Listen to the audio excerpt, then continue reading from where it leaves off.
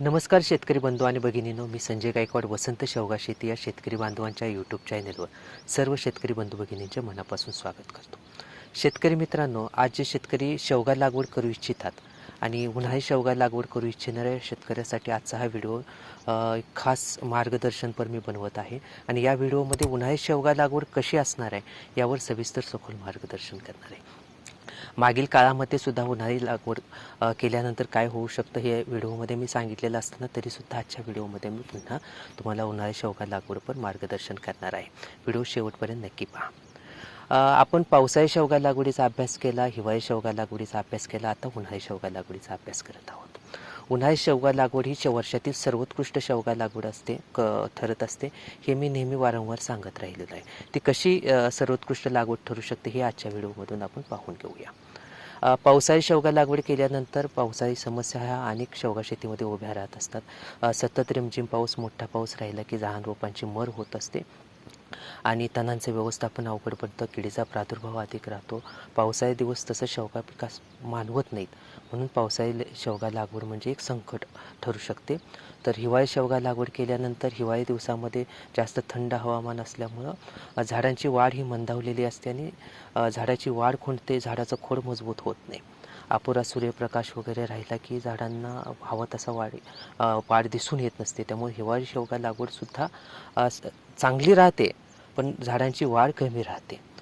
तुलनेत पावसाळी आणि हिवाळी लागवडीच्या तुलनेत उन्हाळी लागवडीची झाडांची जी ग्रोथ आहे, वाढ आहे, ती झपाट्याने मोठी वेगाने दिसून येत असते. झाडाचा भरपूर सूर्यप्रकाश असल्यामुळे झाडाचं खोड मजबूत होतं, फांद्यांचा विकास चांगला होतो, मुळांचा विकास चांगला होतो. झाडाला हवं तसं आपल्याला घडवता येतं.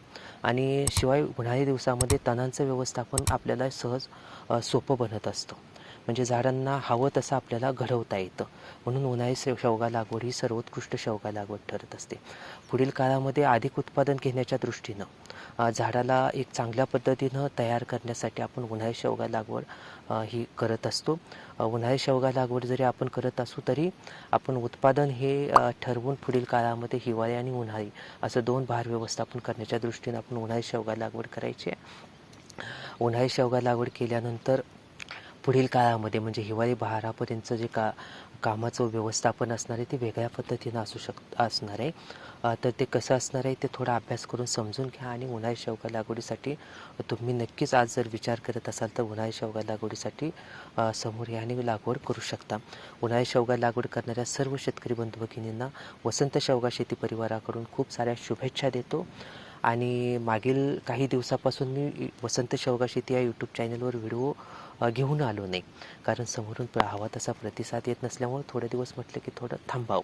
आणि तसे आम्हाला इतर कामं पण होती, वैद्यकीय समस्या पण होत्या, त्यामुळं काही काळ आम्ही थांबलो होतो. आता इथून पुढच्या काळामध्ये आपल्या ह्या वसंत शेवगा शेती चॅनेलवरती दररोज काहीतरी नवीन विषयावरती व्हिडिओ घेऊन येऊन मी तुम्हाला मार्गदर्शन करणार आहे. काही दिवस शांत झालो या सेवेच्या वाटेवर, मनाला लागली होती प्रतिसादाची ठेच आतवर.